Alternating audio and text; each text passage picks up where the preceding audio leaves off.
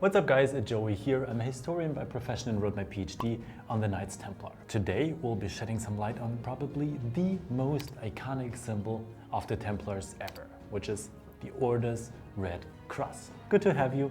Welcome to Medieval. The red cross on the white background is the best known symbol of the Knights Templar, right? I mean, it's used literally everywhere, even today. It's become such a part of pop culture that most people don't even know anymore what it was actually about. So what was its meaning, and can we maybe even somehow find out how the Templars themselves interpreted this symbol? Well, I guess a whole bunch of good questions, right? So let's get right into it. So the cross is of course one of the oldest symbols of Christianity. Theologically, it's a sign of Jesus' sacrifice for humanity and holds meaning as such for Christians to this day, being in consequence associated with redemption, Christ's resurrection, and ultimately his victory over death. During the Crusades, however, the symbol of the cross became a few facets richer, because after the launch of the Crusades with Pope Urban II's speech at Clermont in 1095, Christians began to take up the cross themselves. These crusaders described themselves as, quote, cruce signati, so the Latin term, which means marked with the cross. And they would literally put patches of cloth in form of a cross on their clothing to show this idea to everyone. Why did they do this? And that's the important part here for our video, because they wanted to follow in the footsteps of Jesus Christ and head for the Holy Land, the place where Christ himself walked as well. And that's the core of a really complex concept that's super crucial for medieval theology, and it's called imitatio Christi, the imitation of Christ. This concept put the figure of Christ and especially his sufferings center stage and led to depictions like these here. I mean, check that out. That's well, a lot of suffering, right?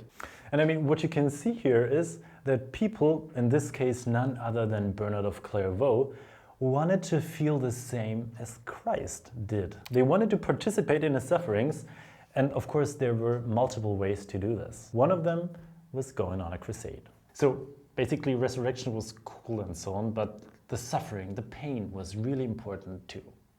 I guess you get the point now, right? Anyway, try to keep this concept of imitatio Christi in mind as we go on, because it will be super important to the understanding of the entire video. Okay, now the significance of the cross as a symbol was given a further boost by the actual rediscovery of what was perceived as the true cross after the capture of Jerusalem in 1099. And the news of this had a huge impact even in the West, like far away from the Levantine region. Because all of a sudden, this cross thing everyone was so hyped about was not a super abstract distant symbol anymore, but something really specific. I mean, you could even touch this thing now, because it was put in a reliquary, basically a fancy container, and taken on military campaigns of Crusader armies. I mean, imagine that. It was right there all of a sudden. So as you can see here, the symbol of the cross played a super important role in the spiritual mindset of many Christians at the end of the 11th and the beginning of the 12th century. And it was in this context of, this devotion to the cross, this veneration of Christ's sufferings, that in the aftermath of the First Crusade, the Order of the Knights Templar was founded around 1120, and not just at some random place, but at the very site of the crucifixion and discovery of the cross itself, in Jerusalem. So is there anything special now about this relationship between Templars and the cross? I mean, it kind of must be, right? Because they chose it as their symbol. Well, yes, sort of. I mean, what's interesting to see first of all is that the rule of this newly found order, which is of course basically a summary of the aims and rules of a community, this rule does not mention this oh so important symbol, which is weird, huh? Instead, both the French and the Latin versions of the rule do only mention the cloak that was worn by these knights, without mentioning the cross on it. And according to this rule, accepting the white cloak is synonymous for entering the order. And this process of taking the cloak, and also by the way of losing it, which was the hardest punishment you could ever get in the order, was packed with spiritual meaning. Accepting the Templar's cloak meant that, quote, those who have left the life of darkness behind them now recognize each other through the pure white sign of the habit. Wow, that's quite a remarkable passage. It doesn't get a lot more epic than this, right? The text goes on then that white stands for purity and complete chastity. Okay, great. I mean, that's interesting now for sure, but honestly, the meaning is not fundamentally different from that of other religious vestments, right? Such as that of the Cistercians, of course, who made use of the color white as well. And again, also no mentioning of the cross. First references to the cross on the Templar vestments do in fact only appear quite late, namely in 1139 in a papal bull going by the name of Omne Datum Optimum. And that's, well, also remarkable to say the least, right? Because it's the symbol that makes Templars look like Templars in our eyes, right? And it took even longer to get full papal confirmation of this cross, which was in 1147. I mean, don't get me wrong, it's of course perfectly possible and even likely, I'd say, that the Templars wore the cross even earlier than 1139. But that's the fact we can retrieve from the sources for now. By the way, the cross should be worn on the left side of the knight's kappa or cloak. And it was supposed to have the size of a man's palm. So just, you know, depictions like these might look pretty cool, but, well, according to the sources, they are wrong. Anyway, that's stuff for another video. Okay, great. So now we have a white cloak and a red cross on it. Cool. What does it mean though? And why was the cross red? Well, it's not super easy to answer these questions, of course, but we do get some hints from the sources.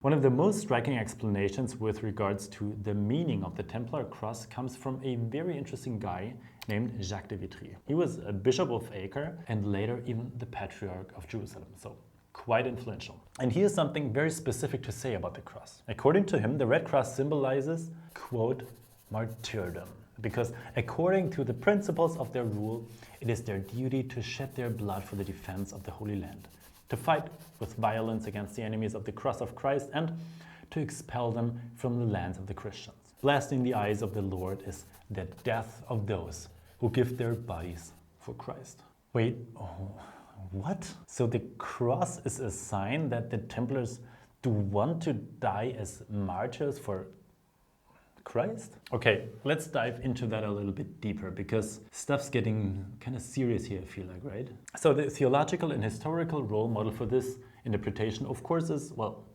Jesus Christ, of course, and his death. But the argument that is being made here seems to be because Christ died for humanity, the Templars do now want to do the same thing. It kind of reads like it, right? And if you think about it with regards to the imitatio Christi idea we talked about in the beginning, it kind of makes sense. Because you obviously can't follow more closely in Christ's footsteps than, well, die exactly like he did, right? Be united with him in death while doing his work. So it's the most extreme form of following Christ we are talking about here. The ultimate form of imitatio Christi, if you will. And according to Jacques de Vitry, it seems like the cross on the Templar's habit was an expression of the desire to, well, do exactly that. And that's also how the color red comes to be, because in this interpretation, it's obviously a reference to blood. I mean, just as a side note here, we do know, of course, that a crucifixion in itself was not necessarily a super bloody process. We're talking about, symbolism here, of course. And the symbolic meaning of blood, especially Christ's blood, was quite a thing, as we've seen. Now, of course, the symbolism of blood and what it means and what it refers to and so on is incredibly multi-layered and complex. But one aspect is really, really key for the point I'm trying to make here. Due to the fact that Christ's shedding of blood actually only enabled the wonder of resurrection, blood got associated with something utterly positive, a substance that wasn't dirty or something, but that was capable of washing away sins. And it's really a medieval symbolic play of color we see here. And the basis for this can be found in a very, very special book of the Bible that enjoyed huge popularity in the Middle Ages, the Book of Revelation. I mean, look at these stunning manuscript pages here from the Bamberg Apocalypse. In chapter 7, verse 13 and 14, a group of martyrs is described in this book, and they have some striking similarities to our Templars. The passage reads, "Who are these clothed in white robes, and from where have they come? And he said to me, these are the ones coming out of the great tribulation. They have washed their robes and made them white in the blood of the Lamb." Well, so here we have it, right? The martyrs are dressed in white robes. White because the dirt and the sins got washed away by the blood. Red blood on white vestments. Red and white. And I can kind of hear you saying through the screen now, come on, Joey. That's like a bit far-fetched, isn't it? Making a connection between the Templars and the Book of Revelation just based on basically two colors? Well, hear me out. I have a very good witness on this point I'm trying to make here. Have you ever heard of Raymond of Gordia, the deputy provincial master of the Templars of Aragon? His fortress Miravet was besieged by the Aragonese King James II in 1308. And he literally refers to the Book of Revelation, specifically to the 14th verse of the chapter 7 we just quoted. Because when he's trying to support his fellow men under siege, he says, "Do not be afraid, for if we die, we will do so without reproach or blame." He continues, "Then the angels would sing, 'These are they which came out of the great tribulation and have washed their robes in the blood of the Lamb.'"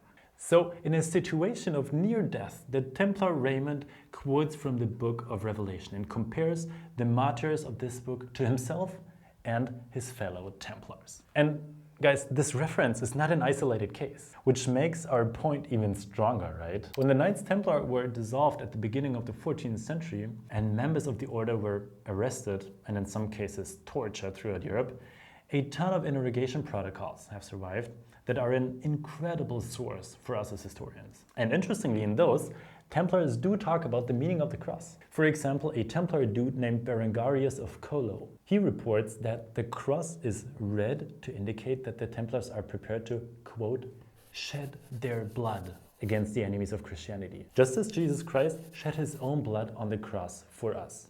And also, statements of other brothers, James of Bois or Raymond of Villers, are also almost identical in wording. I mean, that's pretty exciting, isn't it? So, as we've learned, the red cross in combination with the white cloak of the Templar habit symbolize the Templars' readiness to die as martyrs. Now, why would they want to do so? Well, of course, to gain eternal life. Remember, imitatio Christi and stuff, right? And interestingly, the symbol of the cross is once again here, not a sign of death, really, right? But for life, if you will. And by wearing this visibly on their vestments, their intention of martyrdom was to be witnessed by everyone. Quite an extreme form of devotion and dedication, I would think, huh? And you know what? The Templars knew about the effect of this. They knew what they were doing. This martyrdom thing, this attitude of being more extreme than others, became somewhat of a USP for the institution, which set them apart from others. And the message behind them was, of course, we are more badass than others. Our imitatio Christi goes further. We even die for Christ when it counts. And honestly, this might have been one of many other reasons why the Templars actually became that popular, and maybe also why they were eventually. Guys, thank you so much for watching. See you next time.